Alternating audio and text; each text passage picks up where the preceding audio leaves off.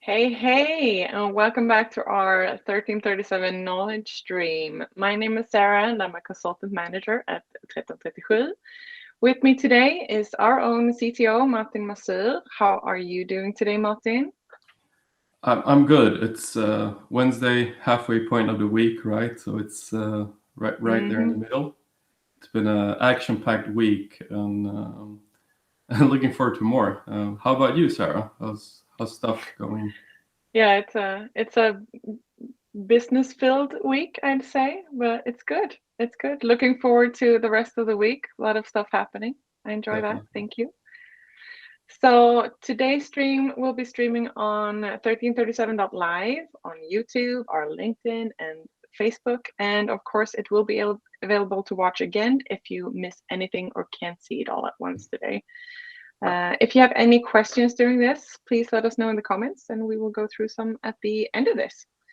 And as I usually say, knowledge sharing is a big part of our core values and culture as a company. And having these knowledge streams is one of the ways that we like to share and spread some.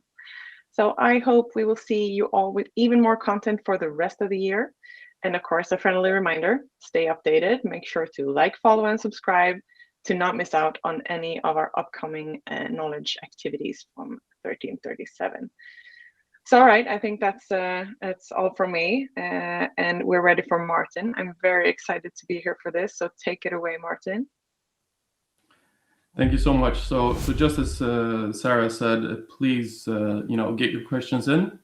This is one of the bigger, more complex issues our industry is facing. So I won't claim to sit here and kind of deliver answers to you. This is collaboration, so I really appreciate all the questions you can send my way. And by the title of this talk, you might think that this is going to be something agile. In a sense, it is, but in another sense, it kind of isn't. So we will definitely touch on the subject of agile, but this talk is more about, I would say it's more about the world. And by extension, the role you play in the world as makers of new technology. So today, I will share some of my observations on the world and what that means to me and to you and to our teams, and what you can do to better prepare when facing them. So, as I said previously, you won't get all the answers because honestly, I don't have all the answers. If I would have given them to you. But you should leave here with at least one new thing you can try immediately, regardless of what role you have. So whether you're a team member, you're a team leader, or you're an organization or a company leader. So this talk might be most geared towards people that are leading or interested in leading, but there should be something here to take away for everyone. So as Sarah said, I'm Martin. I'm the CTO here at 1337, and I've had the privilege of working in software almost my whole professional life. And I've always worked as a consultant or as part of running a consultancy. And in that role, I've had the privilege to see, work with, and lead several different teams and see how they do things.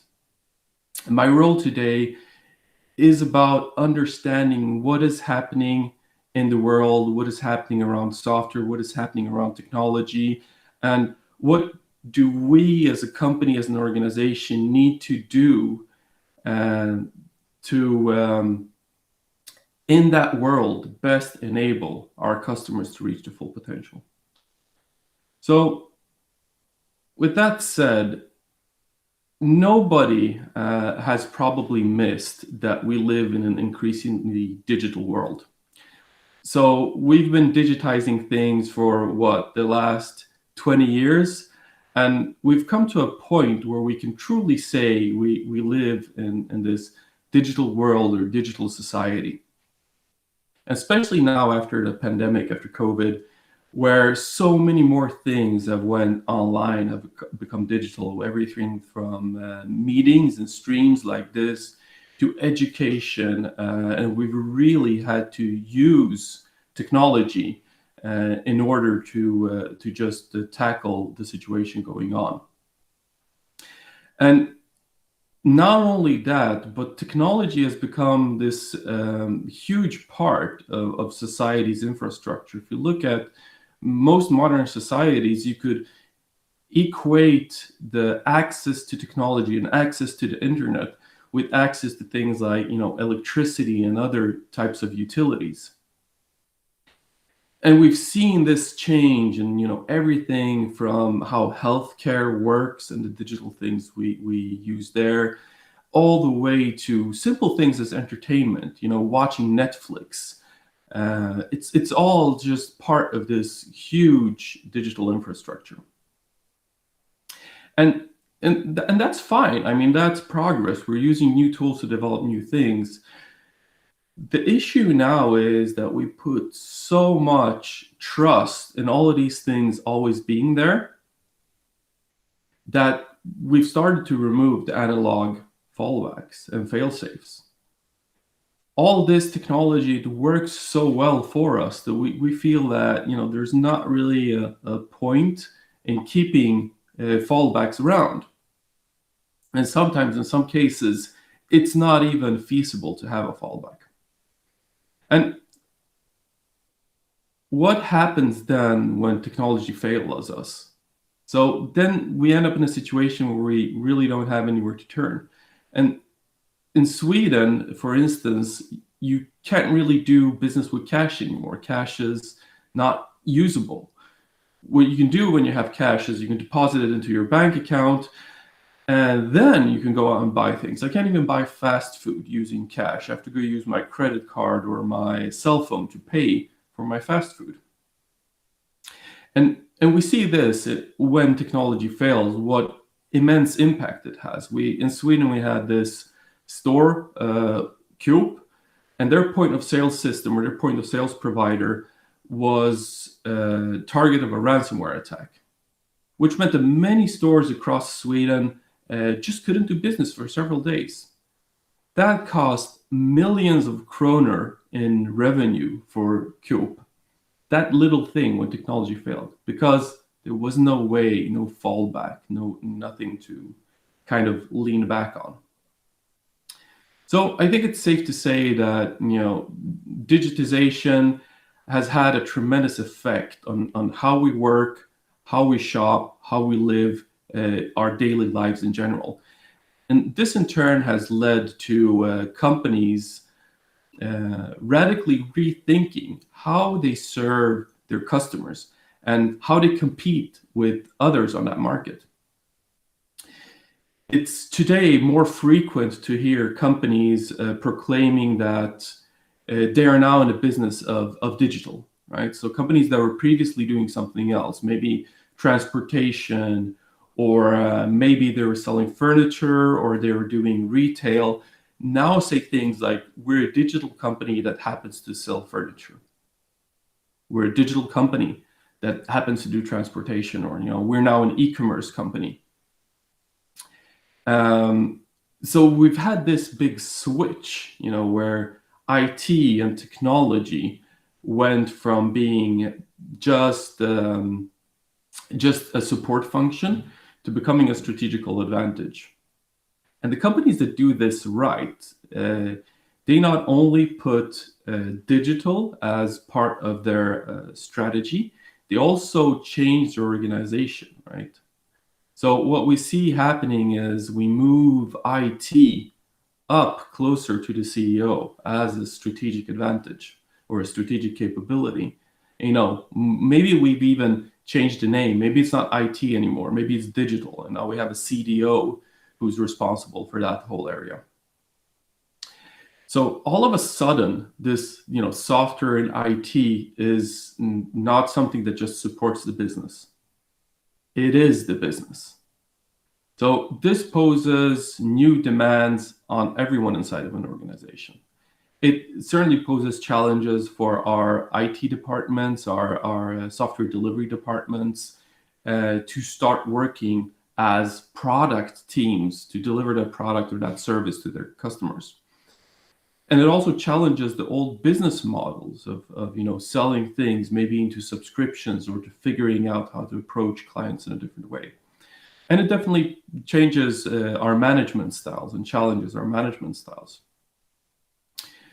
So in all honesty, most companies that we see attempting this have never had to do anything like this ever before. This is a unique situation.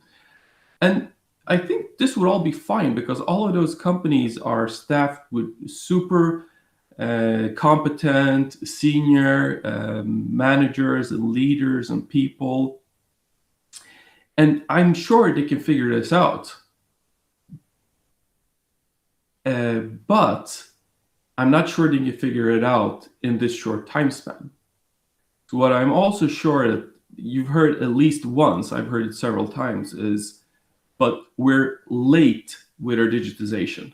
We're playing catch up. And the reason for being late with digitization is starting late.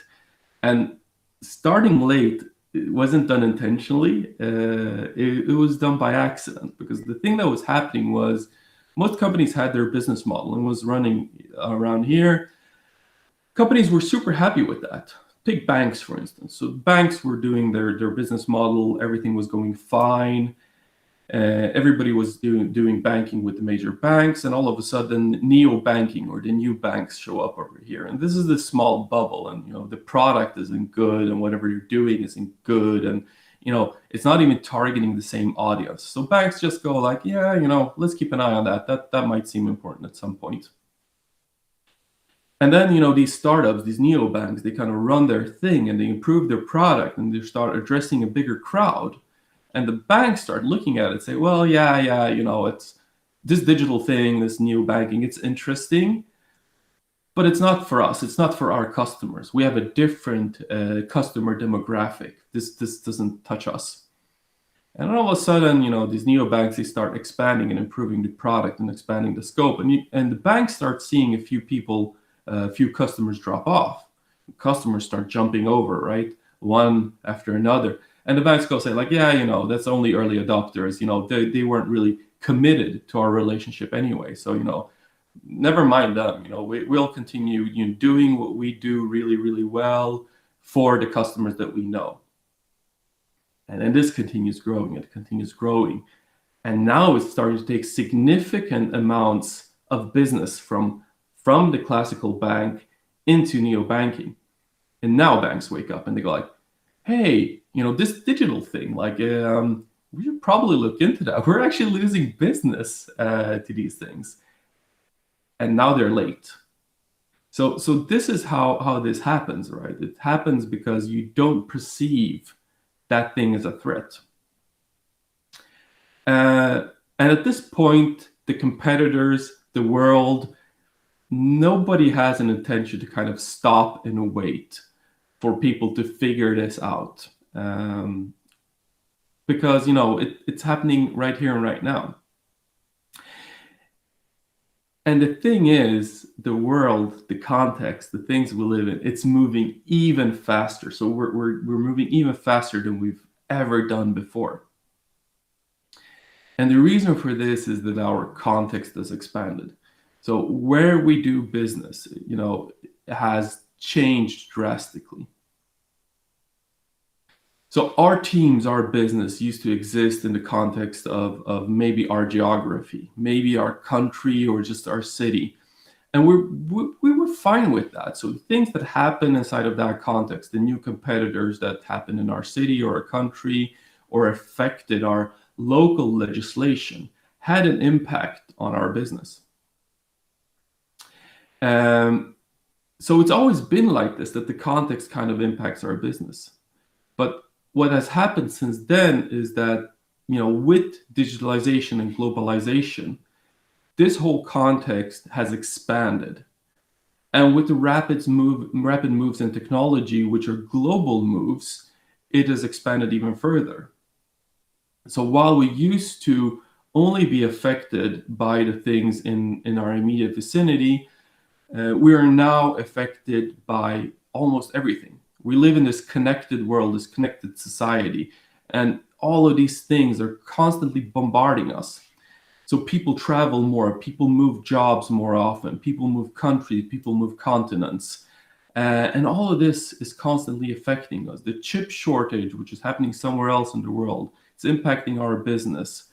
The threat actors are not local anymore. We talked about CUBE, faceless thieves attacking you from who knows where. And we're competing on the global market. So, our product can't just be good in our geography. Now our product has to be good globally.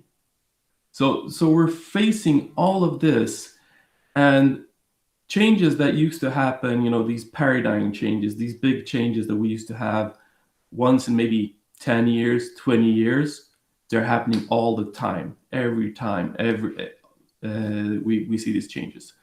If we just look at the technology trends coming out that somehow will affect businesses out there.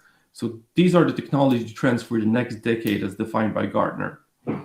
Some of these things already happened. Some of these things will happen.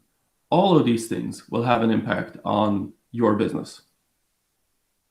And all of these things will have an impact on your team. And it's not only technology. So, we have all the other stuff as well. We have GDPR, huge business impact. We have Schrems 2 as a follow-up to that, which is, we're still kind of trying to figure that out. E-privacy directives and the exemptions thereof, what's that going to mean? Brexit, all of that changed business for everybody in the European Union. China just banned crypto. What does that mean for the chip shortage? What does that mean for currency? What does that mean for everything else? There's tensions, Russia, China, US. Where will that end up? Have a situation in Afghanistan currently, the rising income inequality, the whole environment is collapsing, and that's a big situation. And so on and so forth, and we can keep going on this list. And then we're sitting there like, yeah, all this is fine. So because if you've ever been to like a leadership seminar or like leadership training, right? Now you've been trained to say like, oh, wow, all of this is awesome opportunities, right? So all of this is awesome opportunities because we everything that impacts my business can be viewed as an opportunity. But can everything really be turned into an opportunity? When I say this, when you view this list, when you look inside of you, do you really feel excited? And you just go like, wow, I'm so excited to go and capture all of these opportunities from all of this uncertainty in the world, from technology uncertainty and the global political uncertainty and all of the legislation uncertainty. Like, I'm so mobilized to go capture all of these opportunities. I think we need to come clean. I think we need to come clean and be honest and say, there are such things as threats. Threats exist and they're a real thing. And not all of them are opportunities. For an example, you're out walking in the woods, nice walk, sunny day, and all of a sudden a bear turns out, right? And it's trying to eat you. There's no way you can tell me that that's an opportunity. The bear trying to eat you is obviously a threat, and you will have a threat response and will react to the bear as if it was a threat. If you try to tell me, think about the bear, it might be an opportunity, how often do you get to see a bear in the wild? It's so beautiful and everything. Either you're trolling me or you're really crazy. And this is what happens when these big negative things impact our teams or organizations, and the leaders stand up on stage and go like, look at this big opportunity happening. All the employees go like, you're either trolling me or you're crazy, because I can obviously see that this is a threat. So I think it's time to come clean. I think it's time to see threats as threats and opportunities as opportunities. So, just think about COVID, for instance. COVID-19, a lot of organizations went out and said like, wow, we have this, big opportunity. And at the back end of that opportunity, there's, people need to go home, either lose their job or go on extended leaves, pay cuts, no salary raises, people are cutting budgets everywhere. And then, business leaders go out and say like, yeah, this is an awesome opportunity for us to do great things and try to motivate their organizations.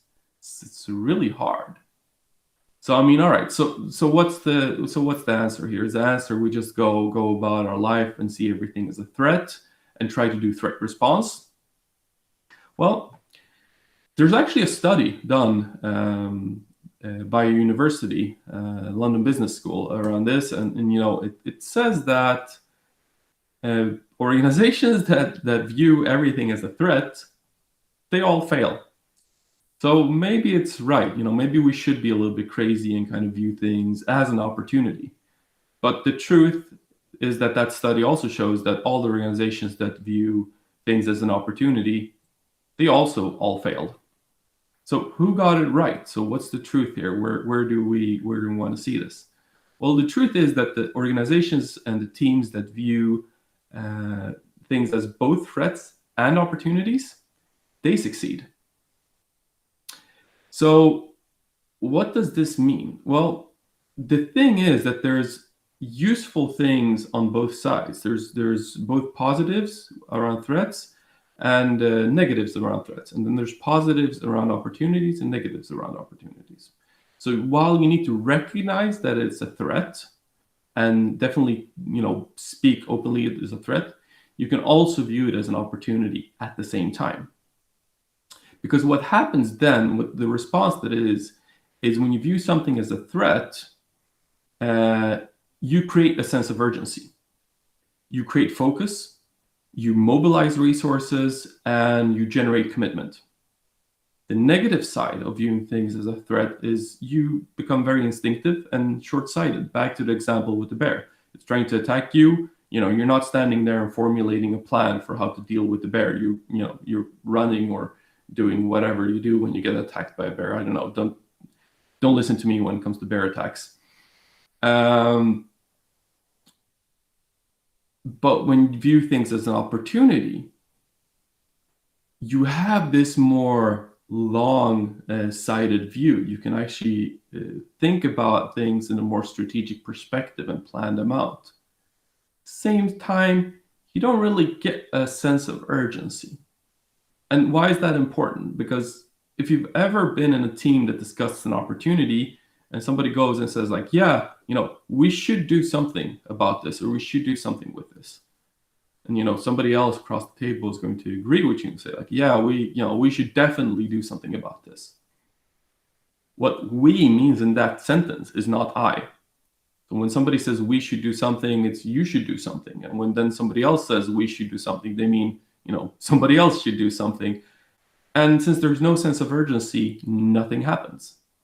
So we can use the threat view to create that sense of urgency, mobilize those resources, create, willingness and action, commitment. Then we do the opportunity to kind of see and the long term and plan for the long term. So the key here is we need to figure out how to build teams that can do this, that can view all these changes in context as both threats and that need to be protected against, and opportunities that need to be exploited. And that's really hard to do. And that's what I don't really have an answer for. But here's some things we can consider. But here will be some things we can consider in this presentation. And the reason I think it's really hard to do is that we've spent so many years on building these organizations that are not used to responding to changes in context and threats and opportunities. They're just waiting to be dealt tasks that they can execute, right? And so we spent all this time building these organizations, and now all of a sudden, the world requires something else of our teams. The world requires something else of our organizations. And to then further create more problems for ourselves, we also, because of digitization and this world we live in, have access to more information than ever before. We have the internet at our fingertips. We can find out almost anything using the internet. Of course, varying qualities of information, but all this stuff is there.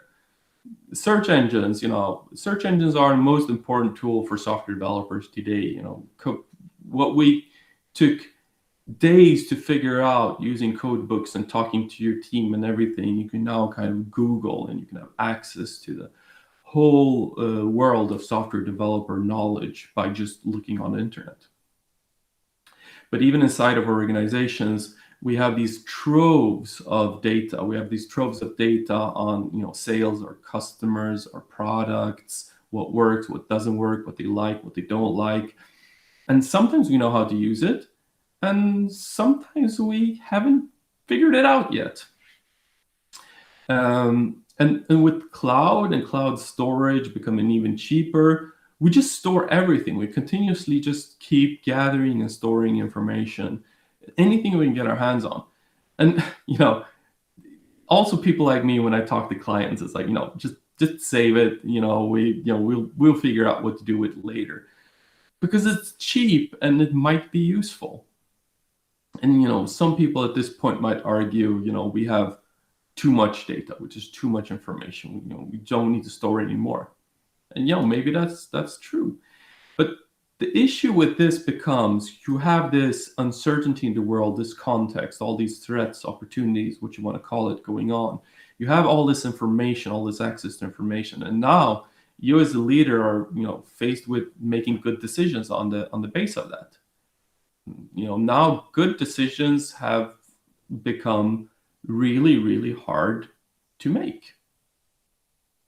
It's gone the opposite direction. Because now we always have a reason not to do something. You can always find a reason not to act, to wait, and to do something, to take action. It needs commitment, you need grit, and a lot of persuasion to do it anyway, against the odds. So the problem now becomes, when we look at all of this and we're trying to make these good decisions, we lock ourselves up in these planning frenzies where we need to iron out all the possibilities, all the threats, all the risks. Everything needs to go away. We create these massive 5-year plans, these roadmaps, these backlogs, product backlogs. And then when we're done, we come down from the mountain, we deliver them to our teams, and we say to our teams, we figured it out. Here's the plan, here's the product map. Here's the backlog. Deliver on this, and everything's going to be fine, because I've listened to everything in the world. And then our teams go like, yeah, sure, this is what we've always done, and they go out and start working. And they build X to solve problem Y. Maybe Y plus T if we've been really good at our planning. Y plus time to kind of account for the time it will take to get to where Y is going to be delivered. And this has, in all honesty, it's worked. We've done this a few times, and it's kind of been it's been working for us.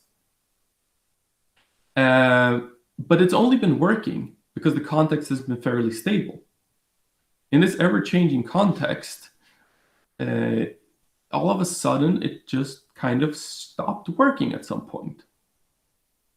And if it hasn't stopped working for you and your team yet, it probably will as we move forward. So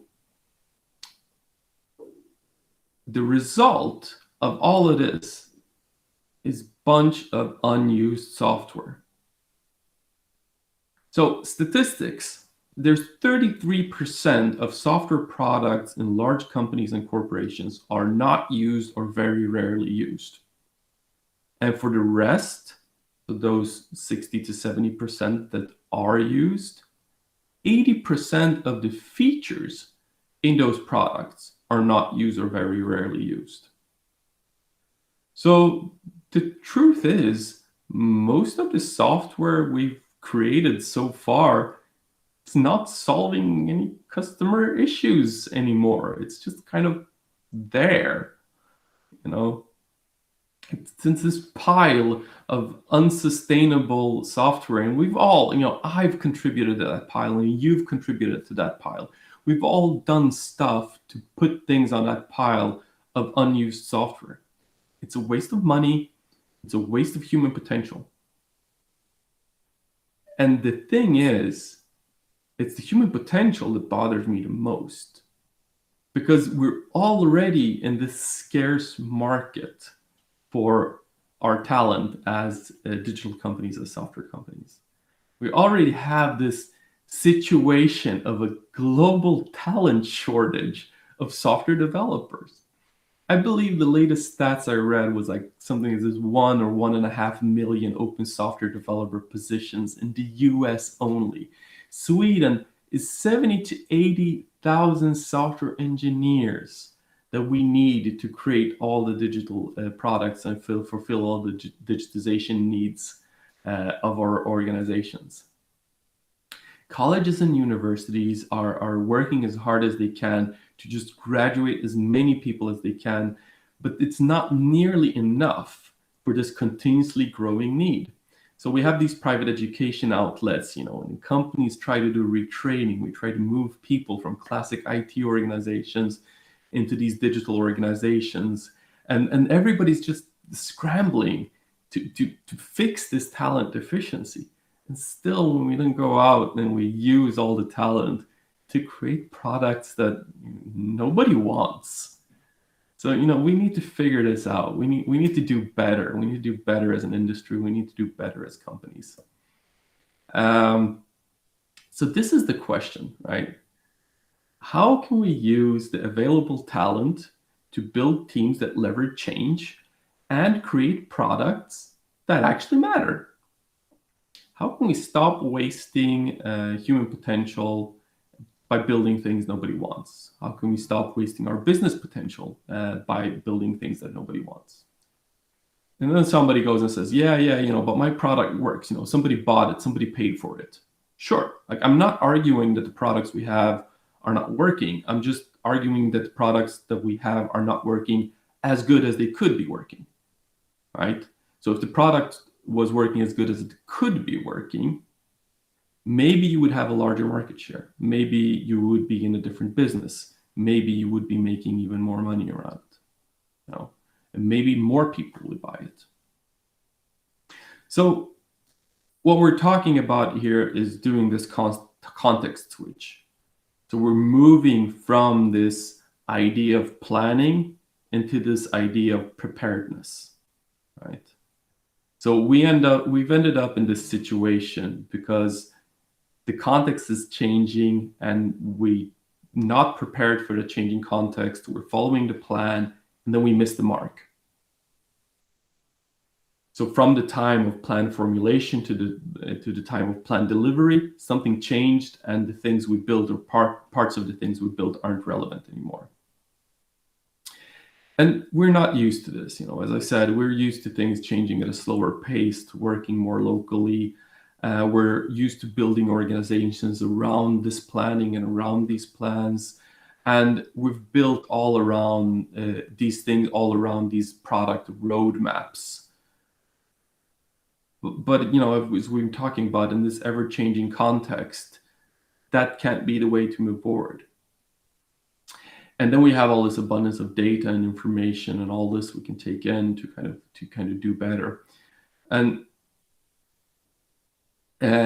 so some call this situation the never normal, because as one thing surprises you, it's just you go like, oh shit, COVID. Now we need to solve for COVID, and you formulate a plan and you push that out, and everybody's doing something on COVID. And as you feel that stabilizing, and just as you're about to reach that goal, the next thing hits you, and then the next thing, and then the next thing, and then the next thing, and this constant barrage of changes in context that you need to respond to, and we don't have time to replan at that pace. So we need to focus more on creating this preparedness rather than this planning.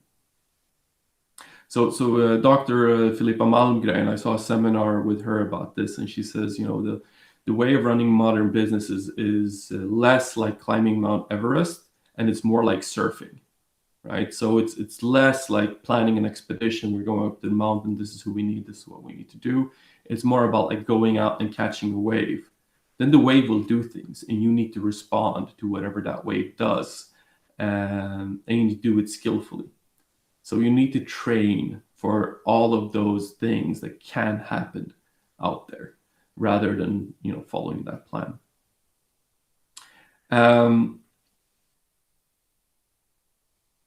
So as we start thinking differently about our teams and our products, we need to build teams and organizations that are optimized for this new way of thinking. And what does that mean? That means creating diverse teams. It means creating teams that have a lot of different skills, a lot of different backgrounds, and it means building those teams in a way that they can act on the things that happen in their context. So we need to move away from factories of knowledge workers just delivering features. We also need to move away from this idea that we build things in projects. So, all the companies that went out and said, we're a digital company, but we happen to deliver furniture, or we happen to deliver transportation, or we happen to deliver, wood or whatever, but we're now a digital company. Need to also understand that now that they are a digital company, the things that they build are also their products. So they can't attack those things in projects. They need to see that as products and build product development organizations around those things. Because when we view things as projects, we invest all this human potential, we invest all this money into creating things, and then we just let them loose and we leave them there, right? And then they decay and fall apart because the context changes, right? So the context pressures on the thing and it breaks apart. So again, we waste all the potential, we waste all the money, we waste everything. We need to stop viewing the products we build as machines and start viewing them as gardens, right? My dad has a summer cabin. It's in Poland, so we can't travel there as often, especially now during COVID. And one of the things that happened because of COVID is that people helping him maintain it or helping him take care of it, couldn't do the things that they've previously been doing.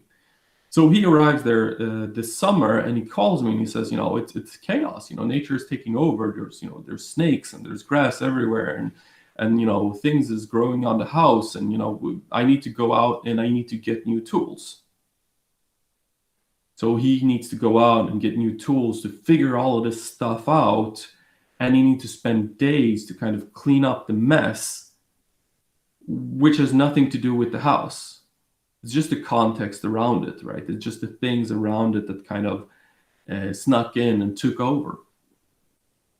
And that's the thing that happens with our products.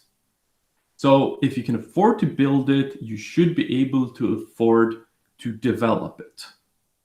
Not maintain, develop. Maintenance is just to keep it from falling apart. Development is constantly adapting it to the ever-changing context, right? So it's constantly adapting it to deliver continuous value to your customers in the context of the world. So there's too much bad software on life support. There's too many things we have there which are just being maintained, and someone is just afraid to make the decision to finally just strangle that thing and say, it's done. I'm done with it. It's dead. And one of the reasons this is happening is because the organizations forgot whether this software was important or not, or to who it was important. And we just, continue to spend, maintenance on it, and it never develops. It never gets any better, but we continue kind of chugging it along. At this point, it would be easier to just letting that piece of software go. It's a waste. Just let it go and let it float away, and we're done with it. We focus our efforts on the things that actually matter for our clients. So at this point in the talk, somebody's going yeah, I'm hearing what you're saying, but this just sounds like the Agile thing again, right? So we're back to the Agile, and I said it wasn't going to be a talk about Agile.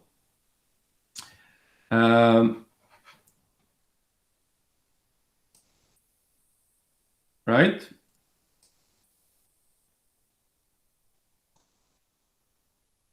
Let's see here, something's happening with my slides. Right. And I said it wasn't going to be a talk about Agile, but Agile is a good start. but it's not enough, right? There's a lot of stuff in the Agile Manifesto, which is good. The principles behind the Agile Manifesto, there's good principles for software development, for product development. But it's not enough, and especially not enough because we at some point kind of replace the customer with the product owner, right? So, our highest priority is to satisfy the product owner through early and continuous delivery of valuable software. We kind of lost track of what we were actually doing and for who we were doing it. And anybody that's been in this situation, they've heard these things. You've been on this team. We don't have anything to do. Why? Because there's nothing left on the backlog. The requirements are unclear. I can't get to the product owner. I don't know how to work with this. So and that's the core issue. So these teams, they're so dependent on being fed requirements or user stories or something, that when they're not, they don't know what to do with the product. So at some point we ended up kind of creating this person from Office Space. If you've seen the movie, this is the guy that takes the specifications from the customers and takes it down to software engineering, and he has people skills. And we ended up creating that meme in reality, and this is why I believe agility, or at least the way we view agility today, it's just not all enough. It's just not enough. But in all fairness, if you have that set up, I would still consider that fine if that person actually talks to the customers. So if the product owner is actually interacting with the customers and figuring out the requirements with them, that's still pretty good. Fact is, most organization product owner never sees a customer. So what can we do? Let's get real here. So what we can do is we can build product teams. We can think about building product teams. We'll get into what that can mean. And ideally, we want to build empowered product teams. So I want to emphasize what I said in the beginning of this talk. Doing this fully is a big and complex engagement and change that affects large portions of your organization. Right? So I won't present to you a guide on how to create an empowered product team here today. At most, you'll get a glimpse of first step on what you can do, and at least I'll give you some inspiration, right? Doing some of these changes won't create that 10 times improvement you can get from building an empowered product team, but it will gear you towards navigating uncertainty and building better products. At least a little bit. And a little bit of improvement is a long way to go. So first off, we want to focus our teams on solving problems. So the best teams in the world solve problems. They don't deliver features or tickets or stories. They get a set of problems, which is based in what is important for our company, our business for the next quarter, and then they go and solve that. You could view this as they are given objectives, and they formulate the key results and how to deliver on those key results themselves. Sounds simple enough, right? Why not just go out and do it? What this means you will be empowering your teams to make decisions and then also holding them accountable for these decisions. So the reason this is hard is this is a fundamental reimagination of how we perceive power and control. So this requires a new style of leadership. It requires a new style of management. This is about doing things that are motivating and inspiring, about being a coach. It's not about commanding and controlling and following up and adherence to budgets. But if it's done right, what we create is we create what is called the teams of missionaries rather than teams of mercenaries. We create people that want to build things because they believe in it, not build things because they were told to do it. We build these teams who see their job as coming up with solutions and delivering those solutions, right? And any time you've been in a team that's on the opposite, you come with the solution and they go like, nope, can't be built. So truly empowered product team would view this as their job. Their job is not to be the gatekeeper, to keep ideas, gatekeeper of ideas that don't work. Their job is to come up with ideas that do work. So be the problem solvers, not the gatekeepers. And to do this, a team needs to know a whole lot of stuff. You might be thinking about your own team and go like, I'm not sure, they know that stuff. So, but we'll come back to knowing a whole lot of stuff really soon. Because the next thing here is they're solving the problems for the customer. That works for your business, right? So solving problems for the customer that also works with your business. So this means that we're building teams where design, engineering, and product have to work together to solve these problems that are real business problems for our customers, and do it in a way that is compatible with the business we're in, with the business model we're in. So they can't just go off and be like, hey, let's build spaceships. They need to adhere to those rules. But the key here is that they're serving the customer. They're not serving the business. They're truly a customer-centric team. So the reason we want to do that is because what's good for our customers is by extension also good for us. And those teams then focus on outcome and not output. And the outcome is the impact that creates for the customer and by extension then for our business. So customers usually know what the problem is. Customers usually know what they're suffering from, but they rarely know what the right solution is. So this is again a call to action for designers, engineers, and product to work together and figure these things out. With all this context changing, with all of these new technologies, with the issues our customers are facing, what's the best solution here? Where do we go from here? And the way they need to do it is they need to come up with solutions that are, one, valuable. So something that the customer will choose to use, usable, something that's easy to figure out how it works, feasible, so it's buildable within the technology stack and skills we have, and it's viable, so it's workable with our stakeholders, with our budget, with legal compliance, ethical and reputational constraints. And I told you, you might be thinking my team doesn't have this, I can't do this with my team. And the reason you're thinking about this is your team has been focused on two things. They've been focused on, is it usable? So the usability. And is it feasible? Feasibility. Can we build this with the technology stack we have? Because they've been told, build this feature by their product owner. And when you tell somebody to build this feature for me, that person is implicitly taking responsibility for value and viability.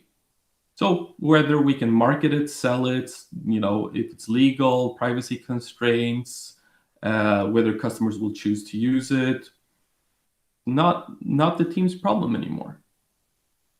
And this is where you come back to, you need to know a whole lot of stuff, because all of a sudden, if you want to work with this way, if you want to work with this model, this has to become the concern of the team.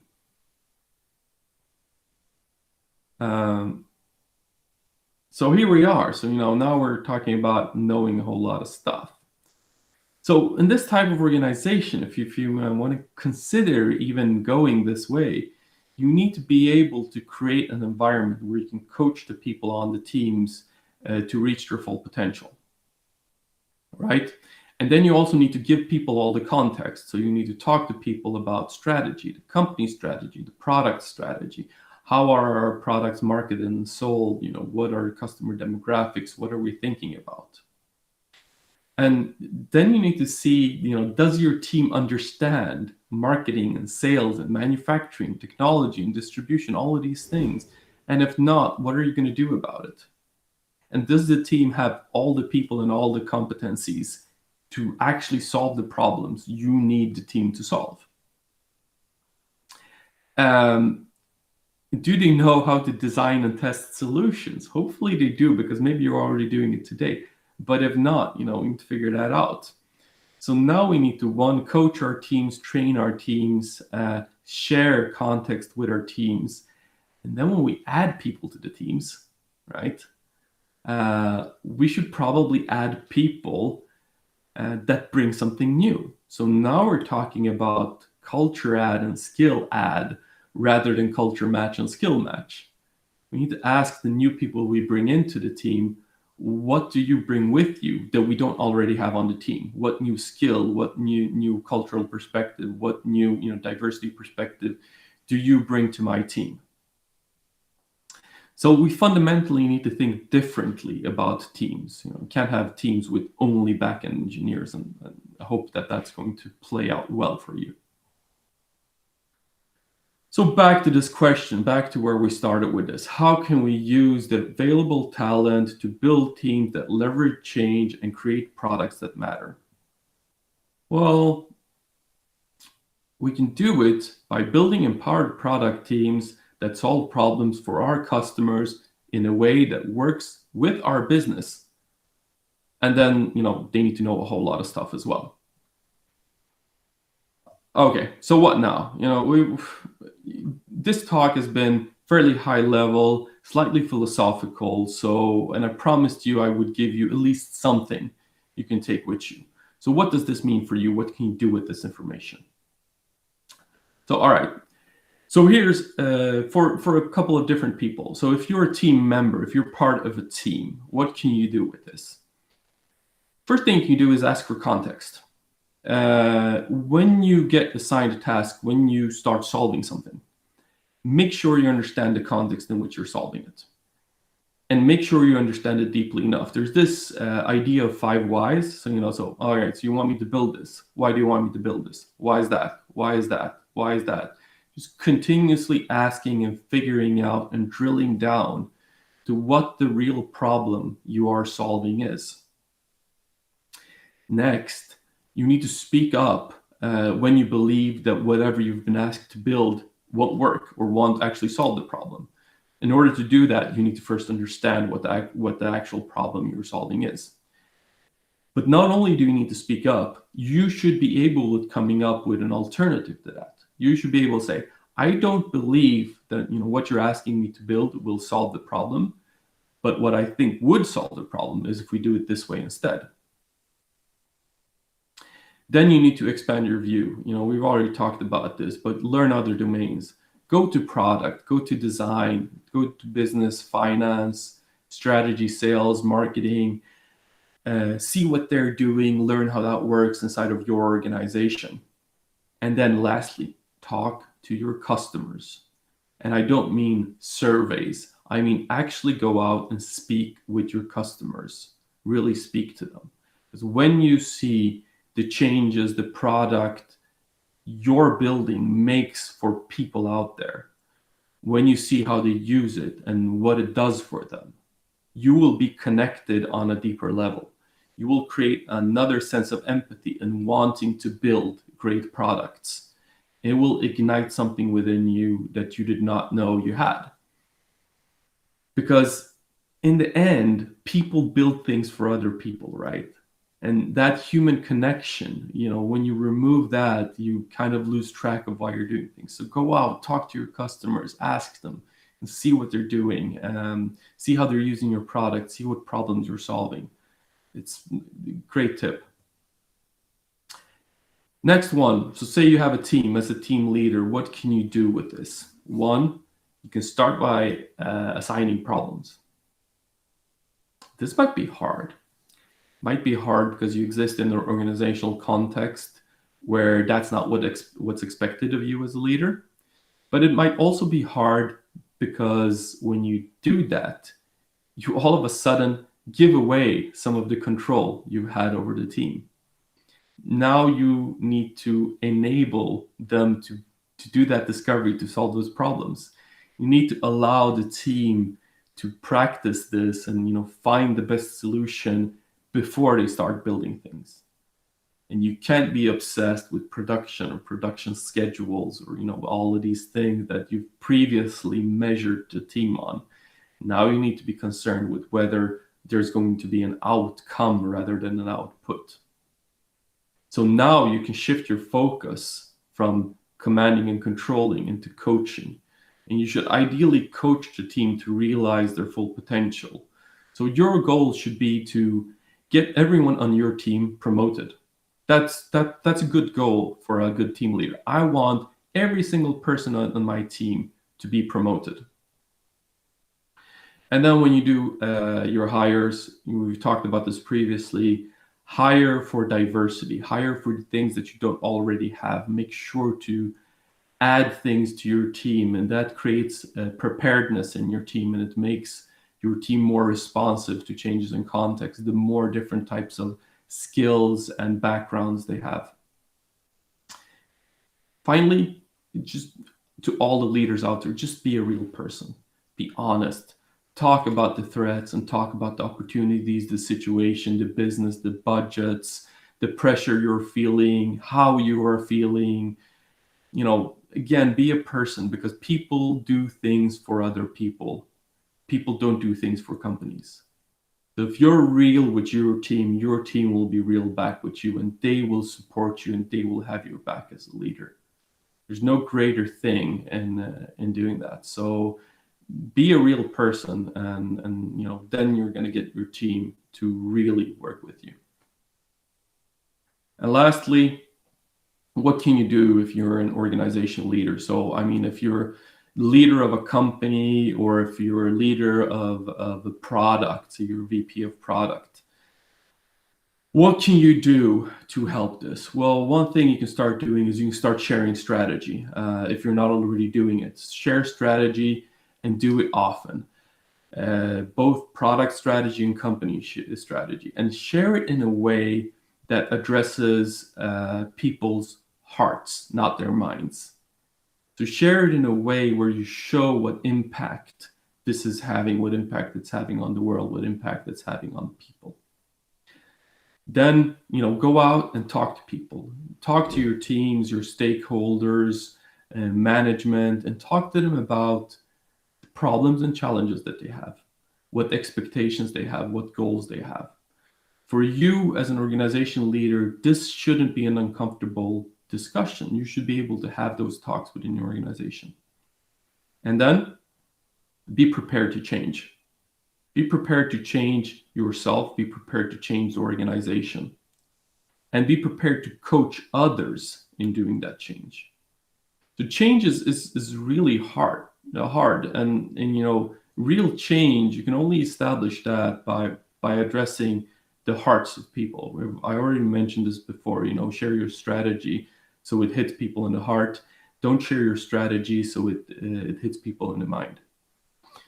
And just to quote one short study or story around this, so people that did have heart surgery, their doctors told them, you need to fix your lifestyle. You need to live a better life. You need to do all these things. Stop smoking, eat healthy, exercise, so on and so forth.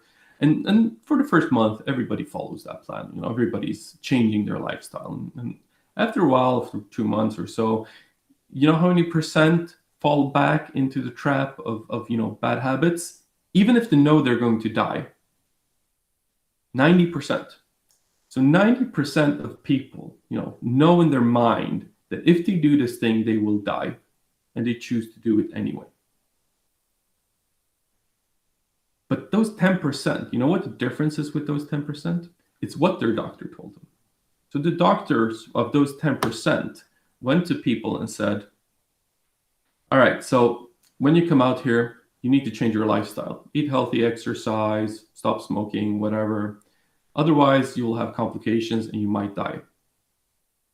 So if you want to be able to see your grandchildren and play with them, if you want to be able to see your daughter or son get married, if you want to be able to take long walks in the park with your partner without having an oxygen mask and a tank with you, you need to do these changes.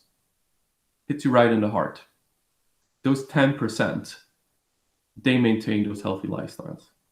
So that's what we mean. That's what we mean when we say speak to people's hearts. You need to give them that reason. Why is this important? Why are we doing this?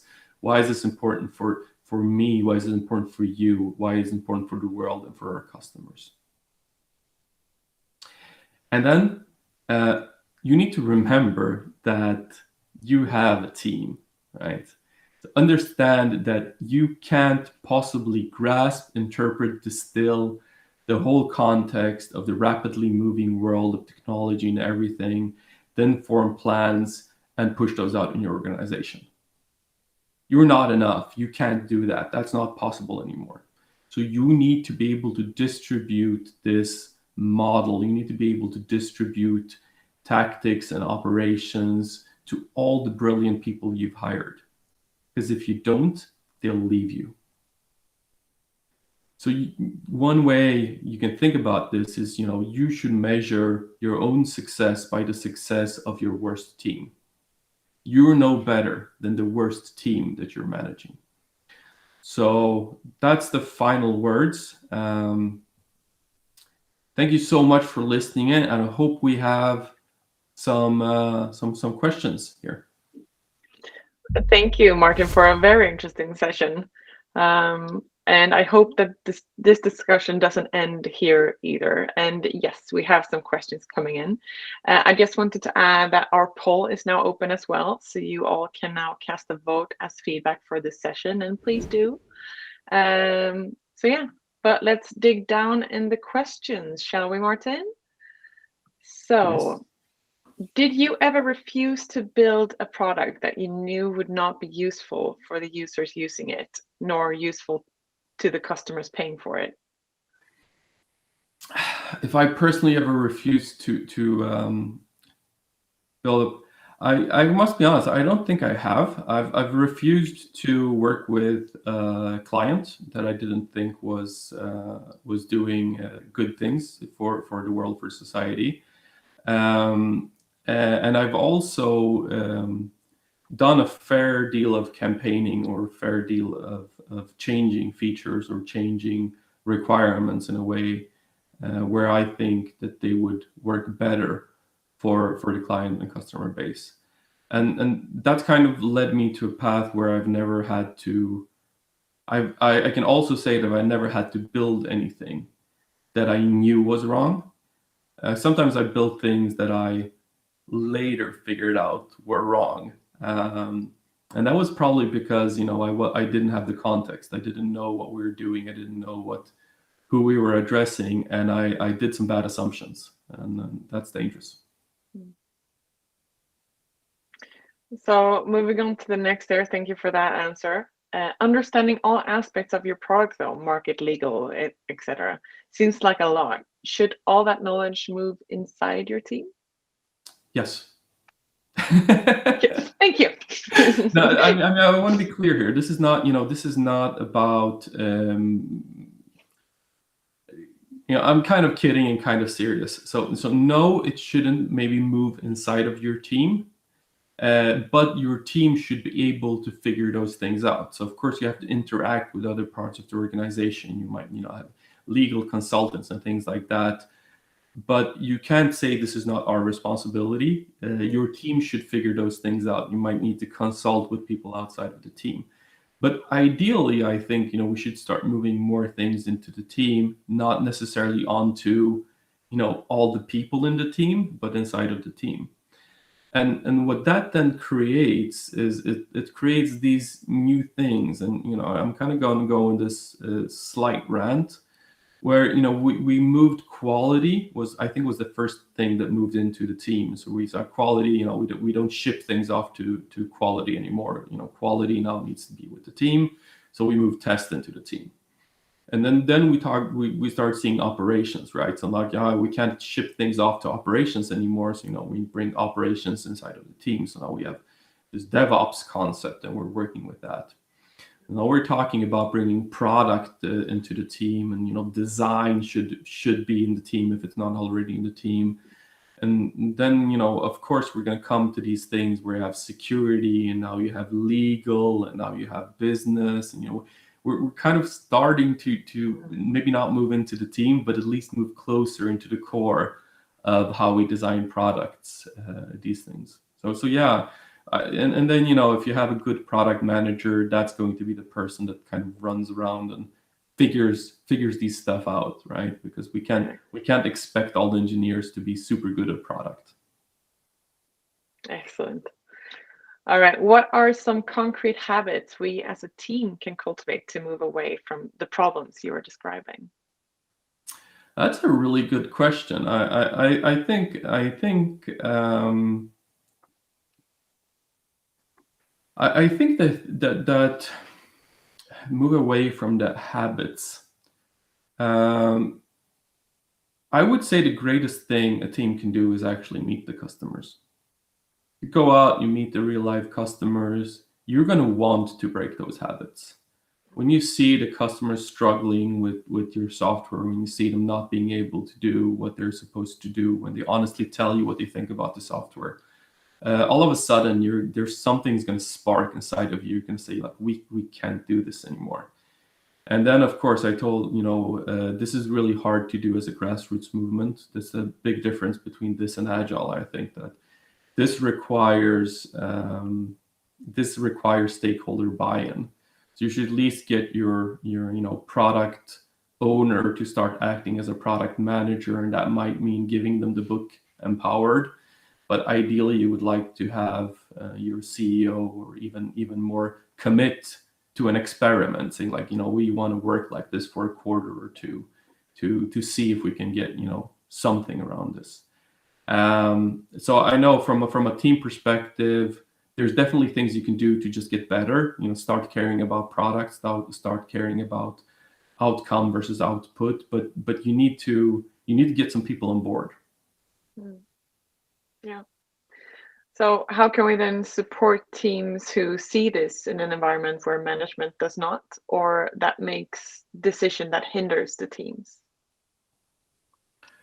I think talk to them. I mean, there's the way you can sell this is, you can go and say, like, listen, you've already said we're a digital company. We're moving into the digital space. And you should know that, all the biggest and best companies in the world, Amazon, Netflix, so on and so forth, they don't work the way we do. And this is how they work. And you can see if you can spark something there, because, people want to be like these companies. People see these companies delivering these extraordinary products. And, maybe you can that way persuade change, or at least persuade experimentation. And at some point it just might be too hard. And at one point in the presentation, I said, if you don't change, people will leave you. And I think that's true. At some point, people will want to work for organizations that create products that have an impact on the world and their customers. And if they feel that they're not empowered to do that, they might consider different options in this world of talent efficiency. I think that's the reality of it. Definitely. Then that also leads back to asking why with people you work with and people around you. And I think it's super important. How can you work like this when you have a lot of legacy products then?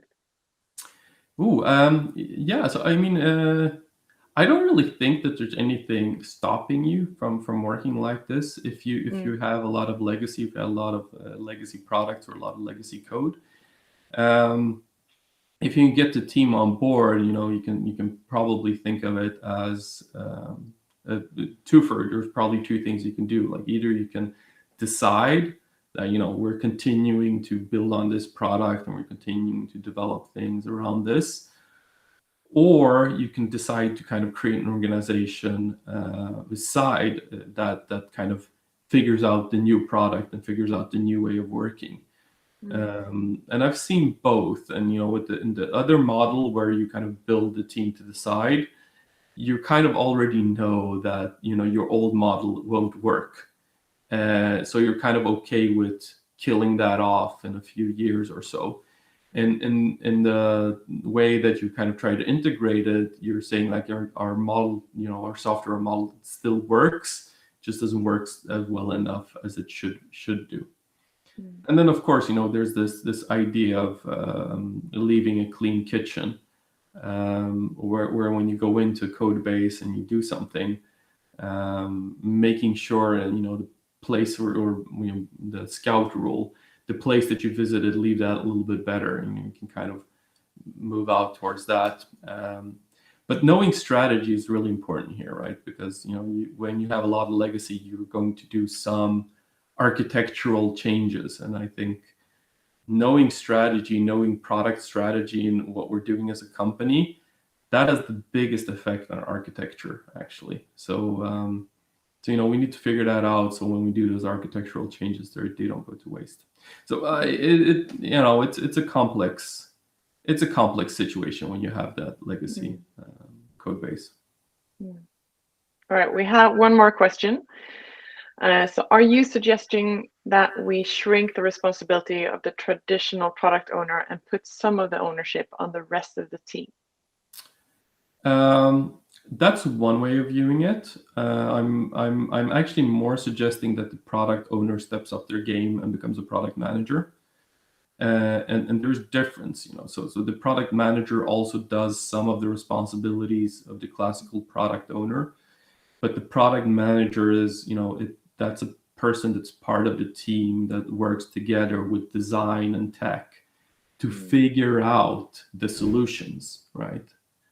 And that's the person that runs and figures out the legal things and runs and figures out, sales and the marketing things and everything. So I'm actually saying, if we can get our product owners to step up and become product managers in that sense, I think that's going to be a great benefit. I'm seeing this kind of weird situation between product owners where they kind of communicate with the team through the backlog in the worst case scenarios, and that's what we need to get away from. So no, I don't think if you view that as your product owner, you want to get rid of them and get another person, that's fine. But you could also just bring your product owner into your team and put more responsibilities on them. Excellent. Thank you so much, Martin. That was all the questions we had for today. So thanks again for doing this session, and thanks to all of you guys for watching today's knowledge stream. I want to remind you to make sure to check out social media and stay updated, and to find out if we have any cool things coming up. We will be going on a tiny autumn break, but we will be back with a knowledge gathering on the 23rd of November. Jana Söderberg will talk about what if, the power of mindset to master the future, with Martin as well. And this will be moderated by Victoria Holmqvist. And if you can't get enough of Martin and want to hear even more from him, he will be seen and heard, for that matter, at the NDC in Oslo in the beginning of December. So be sure not to miss out on that. So that's all from me. Have a great day, you guys, and I hope to see you all soon. Thank you, Martin. Thank you so much.